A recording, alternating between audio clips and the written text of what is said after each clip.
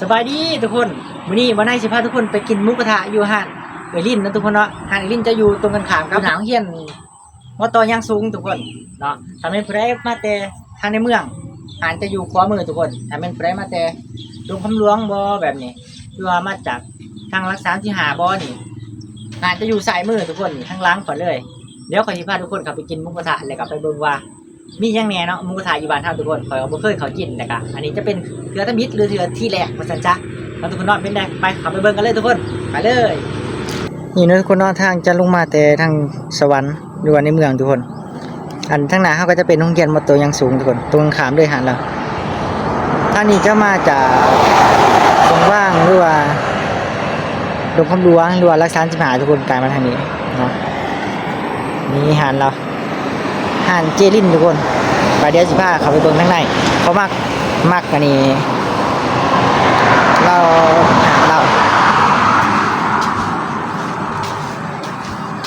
ราก็จะเป็นภาษาบ้านข่อยเอิ้นว่าตูบเนาะนี่เราจะเป็นแบบนี้เลยงามข่อยมักฮะจะไปถ่ายอาทิตย์แล้วมาเสียแล้วผมมักน้องนำข่อยไกลมากหมู่บ้านนี่คือค้าขักหมู่บ้านมาซื้อไกลมากไปตลาดบนซ่องเป็นนะจะยากไปเลยที่ตรงน้ำเลยนะเขาบอกไว้เดี๋ยวข่อยเบิ้งนี่ได้เขามากตัวนี้ได้เนี่ยปิงเป็ดตัวนี้ได้ขักเชี่ยวปิงเป็ดยากไปที่ตรงน้ำเลยขักแห้งรีรอบนี่เนาะงามแห้งดีมีประมาณ10กว่าตูบจักทุกคนเลยปลาขักแห้งดีถ้ามันเราใส่ดอกไฟเบิร์ดแทนนี่ปลางามเลยทุกคนนี่ท่านพี่เขาว่าเขาอยากนี่แหละเป็ดละลายดีข้างล่างแล้วก็จะเป็นบอลเลี้ยงเป็ดเลี้ยงไก่เราโอ้ขาโกยหมอเลยตอนนี้นี่ทุกคนมาขอจะพาทุกคนมาอันนี้เขามากตัวนี้แหละวันนี้เขาส่งมาหาเราเขาอยากมานั่งอยู่ด้วยวะวิวมันแบบคักเลยทุกคนนี่แหละพอตะเวนมันนี่ตกลงมาในหนึ่งทนลงมาอีกได้หนึ่งงามเลยขอขี่รถไกลมากว่านี่วิวโคตรงามเลยเราถ้ามันแบบแดดเบิ้ลแล้วก็ใต้ดอกไฟตัวนี้งามเลยกลางน้องเขามากทุกคนแบบนี้เลย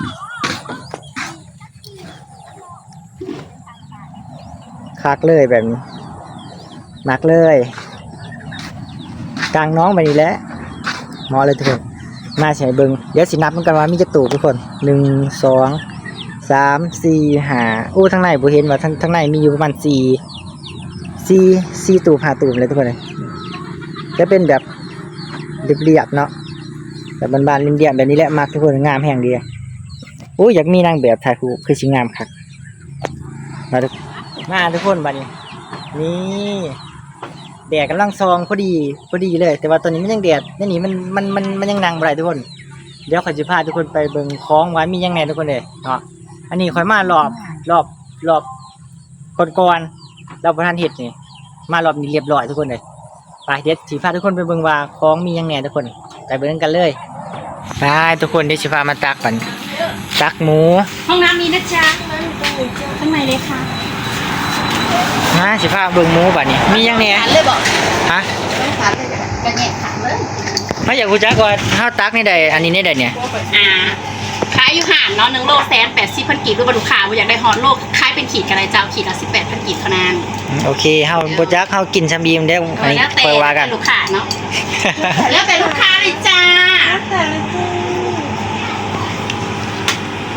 มีหลายอย่างถ้าลูกค้าอิ่มแต่อิ่มไม่มันนะอิ่มค่อยอิ่มมันเยอะเปิดตัวนี้เปิดนี่เลยถูกไปเลยถูกออกซุปที่สุด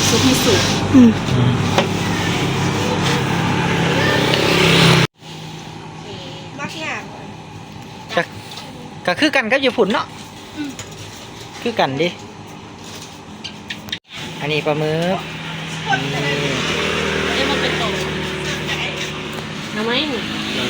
มาแล้วครั้งนี้มีหลายอย่างนี่ทุกคนเลย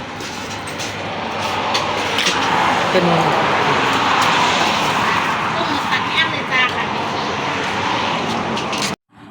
ตามนั้นทุกคนนี่ฮันแล้วเปิดแล้วแต่ว่าฮันก็เปิดได้ดุนแหละคอยถ่าให้แดดลงนี่สิมันเพราะว่ามันแดดทั้งในมัน ก่อนสิไปนั่งอยู่ในกลางหน้องทุกคนเนาะมันแดดก็เลยถ่ายแดดลงก่อนไปตักเรียบร้อยให้ทุกคนเข้าไปตักของก็สิมีประมาณนั้นทุกคนเนาะหลายอย่างแห้งเนาะโอ้ขอยหากับฮู้จักเลยว่าอาหารทำนี่เป็นเนื้อมากินทุกมื้อแล้วนะทุกคนทุกคนมาเบิ่งน้ำจิ้มคุณนะโอ้นี่แจ่วถั่วขอมักแห้งแจ่วถั่วนี่แล้วก็มีแจ่วตัวนี้แล้วก็แจ่วซีฟู้ดบอกเจอไป ตักจากอันละ มีชามแจ่วมาทุกคนกินหมูกระทะป่ะนี่กำลังเริ่มได้นี่เพื่อสิได้นี่เนี่ยจ้องต้องได้จ้องเลยทุกคนเลยเพราะว่าวิวงามแห้งเนาะวิวงามแห้งตะเวนกำลังตกเลยให้เบิ่งข้างหลังนี่เห็นบ่เห็นหน่อยนึงเนาะนี่อยู่กลางน้องเลยนี่หมูกระทะเป็นคักแห้งรีวิวเลย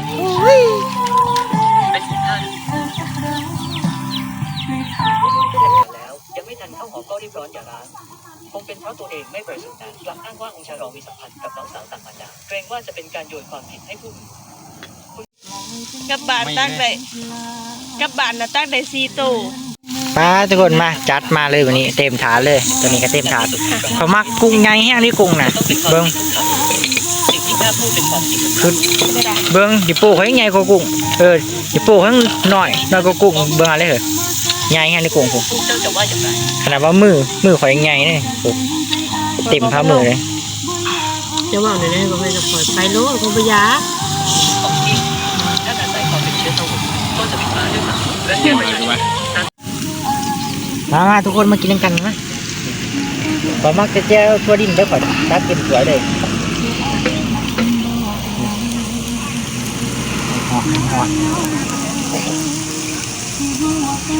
เอาก่อนเด้อทาง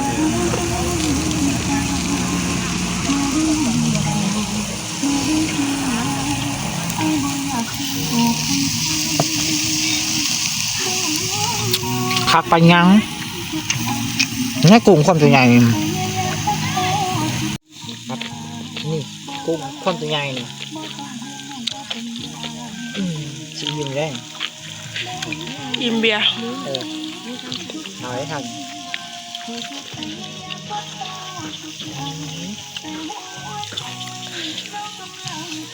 ขอบคุณครับเดินทุกยอดทุกคนวิวนี่เบียกผ่านเลยเปิดไฟตอนแรงงามแห้งนี่ได้อยากแนะนำทุกคนมาลองมึงเด้อหาดนี้เด้อหาดเจดินตัวหนังเฮียนมัธยมมาต่อยังสูงอยู่นี่ต้องได้จองเลยจังในนาง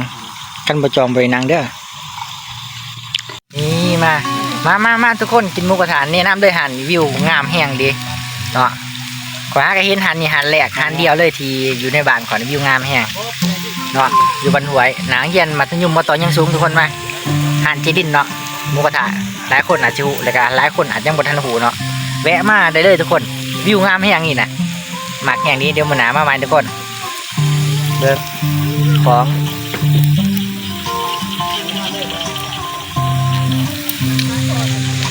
โอเคทุกคนมื้อนี้ก็จะประมาณนี้ทุกคนเลยเนาะคลิปนี้ขอประมาณนี้แหละเดี๋ยวมาเจอกันคลิปหน้าคลิปนี้ขอลาไปก่อนทุกคนกินหมูทาต่อเดี๋ยวเจอกันคลิปหน้าลาไปก่อนทุกคนสบายดีบ๊ายบาย